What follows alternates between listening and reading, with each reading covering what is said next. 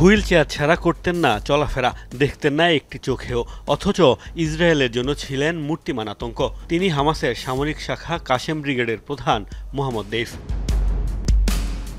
গত জুলাইয়ে দেইফকে হত্যার লক্ষ্যে খান ইউনিসে তাণ্ডব চালায় ইসরায়েল। আগস্টেই নেতানিয়াহু প্রশাসনের দাবি, সেই হামলায় মৃত্যু হয়েছে স্বাধীনতাকামী এই ফিলিস্তিনির। যুদ্ধবিরতি কার্যকরের পর তথ্যপাত্র বিশ্লেষণ করে এবার নিহতের খবর নিশ্চিত করল হামাসও। এর আগেও কমপক্ষে ৭ বার দেইফকে হত্যার চেষ্টা চালায় ইসরায়েল। কে এই দেইফ, কেন তাকে হত্যায় এত মরিয়া তেল আবিব? ইসরায়েলের হামলাতেই হারিয়েছিলেন দৃষ্টিশক্তি আর এক হাত পা। হুইল চেয়ারে বসে বছরের পর বছর ফাঁকি দিয়েছেন মোসাদের মতো দুর্ধর্ষ গোয়েন্দা সংস্থাকে।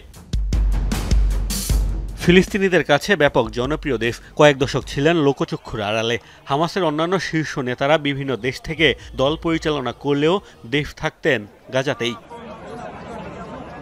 ১৯৬৫ সালে খান ইউনিসের শরণার্থী শিবিরে জন্ম নেয়া দেইফের আসল নাম মোহাম্মদ মাসরি। লেখাপড়া করেছেন গাজার ইসলামিক বিশ্ববিদ্যালয়ে। হামাসে যোগ দেওয়ার পর দ্রুতই জায়গা করে নেন শীর্ষস্থানে।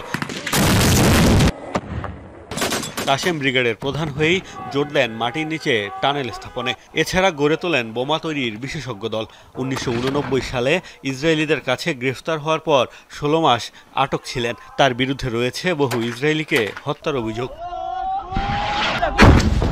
অপারেশন আল-আকসা ফ্লাডের মাস্টারমাইন্ড বলা হয় দেইফকে। ২ বছর ধরে ইসরায়েলি ভূখণ্ডে ঢুকে হামলা চালানোর পরিকল্পনা করেছিলেন তিনি। মোস্তফা মাহমুদ, যমুনা নিউজ।